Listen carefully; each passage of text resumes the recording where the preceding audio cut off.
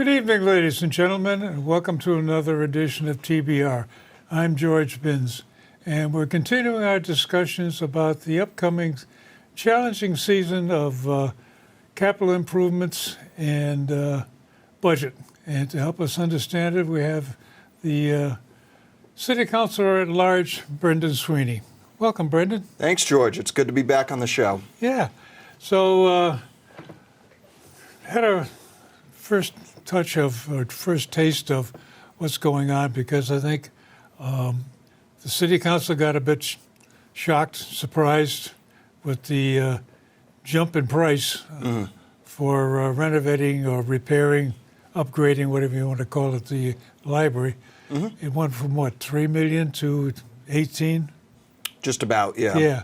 So that got to be quite a bit of talking about that one, and eventually it went back to the drawing board. So, and having watched the numbers go around, it seems a bit much to have that kind of a disparity. And I guess the question comes down to is, how does the City Council work with a strong mayor?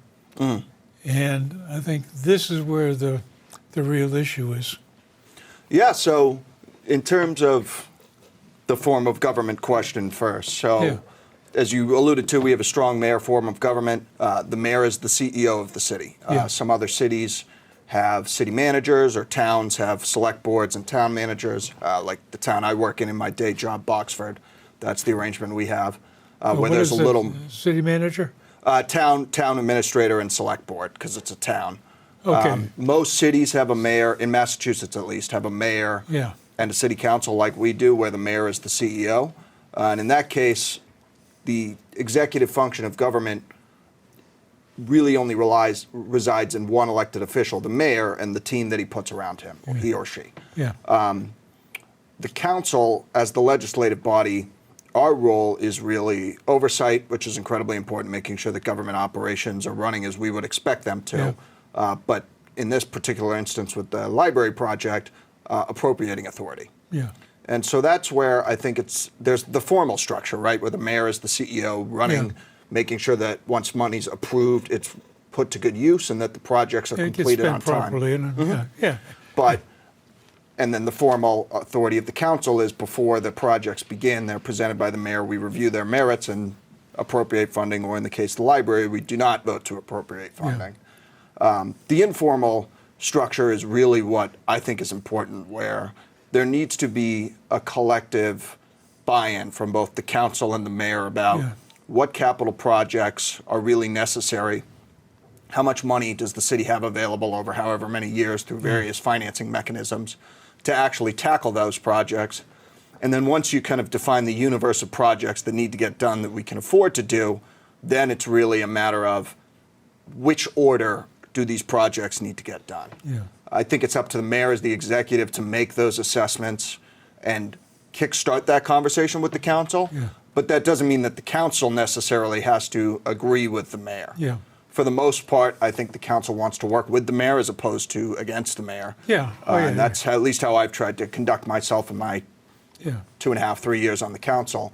But it's still important that the council has a voice in setting those priorities for capital projects and making sure that it's not just the mayor deciding which projects get done when, but that the council is also having constructive dialogue with the mayor about is the money there. That's the whole reason for having a council, because you get the citizens' input to the game. Exactly. And I guess a couple of questions come to mind. One is, if you approve a project, say the library, and you pick a number, say it comes out 10 million, and the project is going on, and all of a sudden it looks like, oh, we're going to spend more money than we planned, or we're not going to do as much as we planned. Does the council get involved again in it, or is... Yes, and that's another piece about the formal and informal. And one thing that I think could be improved is the communication from the mayor to the council about ongoing projects. I think that's an area that has been lacking. The mayor and his team certainly have a lot on their plate, They're very active. You know, the mayor's a Yeah. full-time employee. He's got a team of engineers and others in the Public Works Department that really tackle these projects hands-on. So we don't see as much of the day-to-day as councilors, but it's important that we're getting constant updates, and I think that was a big piece of the communication breakdown on the library proposal, so that, you know, in the planning phases we have a good understanding of how projects are evolving. Is the scope changing? Are the cost estimates changing? Things that changed for the library that we didn't hear about. Yeah. But then once funding is appropriated, it's important that we get constant updates about the progress of design, when construction is going to begin, because it's not a guarantee that just because we appropriate funding, that doesn't mean the cost of the project, that may change due to a whole host of economic factors that we can't control. And so without those updates, it's very hard for the council in our formal role as the appropriating authority to really have a good understanding of, is additional funding necessary to get a project to the finish line? At what expense? You know, if we're appropriating funding, does that mean we're taking it away from other potential projects? And if the council doesn't have that big picture, then it's really hard for us to make informed decisions about whether or not we can truly afford to put additional funding to a project. If we've already sunk funding in a project, you know, that changes the equation. And that's what I think is really important going forward, is the constant communication from the mayor and his team. I think this whole exercise demonstrated that the initial planning on the library that came up with the $3 million was probably the best guess at the time. And in 2 years, lots of things changed. And even after you approve and appropriate the money for the library, things are going to continue to change, because it doesn't mean that the magic number of, say, 10 million gets appropriated and that's all that's going to happen. Reality is going to continue to happen, and prices will change. And that was a big part of the reason of why I ultimately voted against the proposal that the mayor had submitted. Not because I don't think the library is a worthwhile project. I certainly do appreciate the need there. But it was really, a big part of it at least, was keeping in mind the fact that we have a handful of other big capital projects that we need to get to. The fire station, Central Fire Station, is number one in my mind. That's a project that the council appropriated money towards almost 2 years ago. That's still really only in the planning phases, that we need to make a jump toward the construction phase, and that will probably cost a lot more than the $1.3 million that the council appropriated 2 years ago. We also are looking at potentially renovating City Hall. That's in the early design phases. We haven't completed a design. But that's something that I keep in mind as a councilor, where if I see a proposal to, even if it's offset by federal grant funding, federal incentives, free cash, things that reduce the amount of money that we actually need to borrow to complete a project, there's still the concern that if we commit a certain amount of money to a project, a sizable HVAC and building renovation project, and there's cost overruns, what does that mean for completing the work at the Central Fire Station, where we know we're going to need to appropriate money? What are the priorities? That if the library gets number one priority, what else is going to end up shortchanged because the library ran over? Exactly. And I think that's where the city council has to get in and say, well, wait a minute, that ain't what we planned on. Do we really need to do as much at the library as we planned? Or do we need to spend the money, like you say, on Central Fire Station or one of the other projects? So. And that's where, and Councilor Rotundo and I wrote a column to the Salem News and the Beverly Patch that kind of outlined our thinking. We ended up voting, both voting against the proposal. But it's not that we're against the library, it's that there are some immediate needs that we can tackle at the library: the roof, the building envelope, things that adversely impact public safety in the immediate short term, while we work on the fire station and get a more concrete cost estimate of what the entirety, and that's roof replacement, window replacement, exterior brickwork, and HVAC upgrades. That's everything that needs to be done at the fire station, which is a significant amount of work. So if we can get that work done, finalize a cost estimate for a potential City Hall renovation, which again could run up in a year or two depending on what the cost of materials. That number has bounced around from, what was it, 25 million one time, then it got to be 34.5 million. Now it's back to Yeah, the something last else. estimate I saw was 26 million. Yeah. But another piece of that puzzle that is still up in the air is where does the Family Dollar parcel fit in? Yeah. Is that a usable space for temporary city hall or not? And so just this really illustrates that you can't make decisions in a vacuum as a councilor when Yeah. you're appropriating funding. And so while the proposal in front of us was specific to the library, the decision about that proposal needs to be made taking into account the other capital projects like the fire station, potential city hall renovation, and then our biggest piece of infrastructure, our road and sidewalk network. Yeah. And that's, you know, a mix of state funding and operating budget funding, but it requires a sustained commitment. Well, that gets into the other issue that roads and sidewalks is always on the table. Yep. And I can remember years ago I went down to Lynch Park for one of the lobster fests and ran into one of the prior aldermen, is that old, Yeah, that's that had retired to Florida, and he came back for the party. And he was saying that, well, you know you're in Beverly when the car starts to bounce. yeah. He's probably unfortunately not the first person Yeah, to say so, something like that. It's an ongoing problem. It's daily maintenance. You have to continue to work on it. So there's projects like that. The other thing that you mentioned earlier is in your day job, Boxford is run by a town administrator, is what you say? Yes. So the select board is the 5 elected officials. They are the executive body of the town. They're part-time.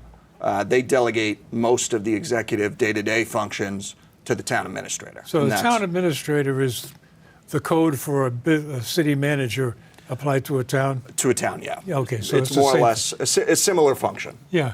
So how's that working? It works well. Town government's a little bit different. We have Yeah. the legislative body is an open town meeting, so we actually had our town meeting in Boxford on Tuesday night.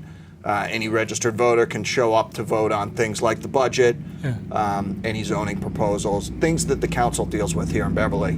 And then it's the select board meeting every other week to vote on executive matters that are oftentimes based on recommendations that the town administrator and me as the assistant town administrator and finance director make to the board. So it's a more decentralized structure, but that's another way that, especially in the towns of Massachusetts, the business of municipal government So operates. the equivalent to what's going on in Beverly is you have a town administrator that makes most of the decisions and makes everything happen. At least the recommendations. The select board Recommendations. votes on a lot of the Yeah. big decisions. Select board approves and disapproves what he wants to do, but really the decisions are made approval by a town meeting. Yeah, the legislative decisions, appropriations and whatnot. Yeah, so the appropriations. So it's a combination of the function of the city council and so, okay, yeah, I understand. So we get down to some of these issues that city council has to make decisions on. And one of the questions, I followed through on a lot of the discussion of the library. I'm interested in the engineering of it. That's my Yeah, that's an my important trade. aspect. And I was perturbed because there's a lot of the comments in there didn't make sense to me. Now, they may be accurate, but I felt the amount of information and the quality of the information was rather lacking to explain that why do we need to do this? And one of the ones that really caught my eye was the comment that they did a test boring for the HIVAC system using ground source heat pump. Yep. And the quality of the land was less than desired. Okay, that's a good start. But nobody went to the next step and said, what does that mean to your payback period? And that was a big piece of the analysis that I felt was missing, and it's important for me to see as a city Yeah. councilor is I'm not opposed to making a big investment in our city's infrastructure. Yeah. I think it's better that we do so, that we're investing and then maintaining. That's another piece of the Yeah. equation that Yeah. often Oh, gets yeah. overlooked. so that we can have nice facilities, good roads, and things that people expect their tax dollars to support. But it's always a matter of trade-offs. And so if you don't have that analysis of a payback period, then it's hard for me as a counselor to understand investing, $10 million worth of debt plus the incentives and whatnot. Yeah. Is that a worthwhile use of taxpayer dollars, or could that funding be better used elsewhere for some of these other capital projects? And could we do a temporary fix, do the roof work, things that'll make an impact, but then look toward other more pressing capital projects because the trade-off doesn't really merit the level of investment that's being requested? Yeah, so I mean, that comes down to the issue that when a project is presented to the city council, there's a lot of ingredients in there, Oh, yeah.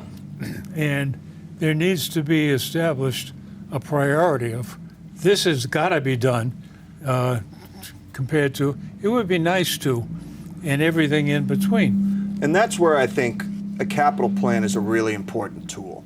And so by the charter, the mayor has to submit a capital plan to the city council, which is certainly helpful. It identifies needs and potential funding sources.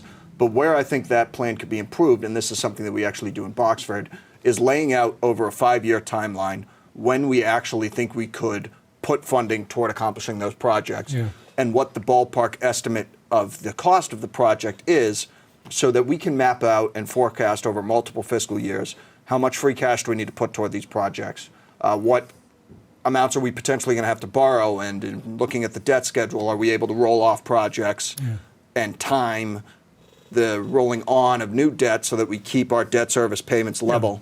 And that's an area that I know it's something the finance director and the mayor work on, but it would be nice in communicating to the public if that plan could be more clearly articulating of here are 5 fiscal years that we're looking at doing a handful of projects, and here are the years where we think we can fund them, so that as the council, when we're looking to appropriate funding, then it's a little more of a collaborative discussion about which fiscal years we think we can get projects done, which are the top priority, what areas of need. And it changes, cost estimates change, building conditions can deteriorate quickly and may warrant more immediate action than was originally planned. But I think that's, in order to effectively address the capital needs of our city, you need to look at a multi-year timeline. And that's something that, while I know it takes place within City Hall, it would be beneficial to have that discussion at the council level and have that information distributed to the public. Well, yeah, I mean, the plan that is being kicked around right now is $130 million worth of expenses. Bunches of things laid out. And as you point out, a lot of those things can't be done next year, no matter, even if you had the money. Yeah. Because of other reasons. And also, we get to the issue of, well, some things have been put off year after year after year, and sooner or later we got to do them. Yep. And I think the McPherson Youth Center is one of those. They've been talking about doing that, and finally it looks like it's getting closer to reality. And that's one that we're fortunate that we had ARPA funding, which was federal COVID relief funding that we could put toward that project. That's really making a big difference, because that's another high priority project. But with that outside funding, we're able to make that youth center rebuild a reality. So it's a matter of, well, we've got the money coming from the other governments. Yeah, I know. And just got to make it happen. And you get into these discussions of how much of the engineering staff is going to be tied up managing and overseeing that project, and therefore something else can't get done. And this is where I think the city council and taxpayers like me that are interested in what they're spending the money on would like to know of, okay, what does this really mean in terms of, do we need to hire more staff for the engineering department or some other thing? Or the same thing with the sidewalks and trees and roads. Do we have enough people? And I know Mike Collins is quite active in providing a lot of equipment. And I marvel at the different trucks that go by with the city logo on them, because all these different departments got their own equipment. Yeah, I mean, municipal government's a complex operation, and that it's an important point you bring up because there's two pieces that the council needs to think about. The capital planning piece, the financing that we're talking about, but then project management. And that's a task that, as the mayor is the chief executive, it's within his authority, and it's something that he and his team need to address, actually constructing the roads and renovating the buildings once the money's approved. But it's something that the council needs to be apprised of the details of. Where is a project on the timeline? Are we delayed for any reason? Are there cost overruns? Things like that. It's important in the oversight capacity of the council that we're kept in the loop with regular updates. And I know the mayor will be before the council at our next meeting on May 20th to provide that update, which hopefully will be more of a recurring update than what has taken place, at least in the two and a half, 3 years that I've been on the council. And again, this is part of the game that, hey, we're all on the same team. Yeah, exactly. And way back when I took ROTC, it was the fundamental message was keep the troops informed. And if you expect them to function as you would, they got to know as much as you would. And it's not just selfishly for me as a city councilor, but for the benefit of the constituents that we serve. You're representing the taxpayer. You're representing me and everybody else in the city is wondering, hey, the taxes went up again this year, and what are you doing with my money? And is it reasonable? And I think that's a message that I'm not sure it comes across as cleanly as it could. And that's where when I first ran, I was committed to increasing communication, doing what I can to get messages out to residents about what's going on in city council and city hall more generally, but then transparency around the city's finances. Where do your tax dollars go? And, without that information, it's hard for you to really evaluate whether or not your elected officials are doing a good job. And so that's something that I want to continue working with the mayor on to get that information out to the public. And one of the surprises that keeps coming up, and we've discussed it before, is the city is limited by 2.5%. Yeah, Prop 2.5. Good. But they are not limited on assessments. And the assessment on my house went up 9% last year. This year, it looks like it's going up 3.4%. So the total tax bill goes up much more than the 2.5%. And I think this is the kind of sticker shock that us taxpayers get, that what happened? And I'm glad you brought that up, George. I think this is one of the things that doesn't really get discussed very much. And that's why I was saying, I am really glad you brought this point up. It's something that I've really been focusing on, and I actually was able to work with my colleagues on the city council to propose an increase to property tax exemptions for qualifying seniors and veterans. Seniors, So that's one thing for anybody watching that may qualify for a property tax exemption. Please reach out to the Beverly Assessor's Office, because those exemptions under this proposal that I put forth that the mayor ultimately signed, those exemptions would double. Because I'm cognizant of how much our residential property taxes have increased. Residential property values go up and up. And so the way Proposition 2.5 works is there's essentially a pie, the tax levy, that under state law can only increase 2.5% plus new growth, which a lot of the new development helped kind of increase that pie greater than 2.5%. But putting aside new growth from commercial development or whatnot, while the pie grows 2.5%, the slices change based on residential valuations. And so if your home continues to go up and up and up in value at a time that commercial values are stagnant or declining, then the tax burden gets passed more so onto the residential taxpayers. And what we try to do as a city to offset that is shift the tax rate more so to the commercial properties by increasing their per $1,000 tax rate when compared to the residential per $1,000 tax rate. However, if your tax rate per $1,000 go down, but the value of your house increases at a pretty significant amount, then even though your tax rate might technically be going down, your bill's going up. And that's something that I'm always really cognizant of, is that while state law allows the tax levy to increase 2.5%, for an individual taxpayer, that might mean their bill goes up 8%. And so for me, I'm looking at how can we maintain city operations effectively at less than that 2.5% tax levy increase? Could we only go up 1.5%, 2%, which we've done in recent fiscal years, so that we can minimize the burden on our taxpayers? That's something that's really important to me when, in the coming months when the mayor submits his FY25 budget proposal. That's something that I'll be keeping in my mind when evaluating it. Well, that raises another question, is that when you look at the assessments, I compare my assessment to Zillow. Mm-hmm. Zillow was very generous. Yeah. But it's a consistent set across the city, so forth. So it's a number. Yeah, and I mean, those look residential sales are what assessments are based on. And I look at my assessment, and I look at the assessment of, like, the dollar store property. The city paid not quite, about $8 million by the time you get finished with it. Yep. For that property. Yeah, close to it, 7.5. It's assessed at $1.6 million. City Hall is 20,000 square feet plus, and it's assessed at $2.6 million. So there seems to be a disparity. I will say, so it's a lot easier to assess private residential properties because They turn houses over. flip pretty frequently, right? There's a commercial market for residential properties.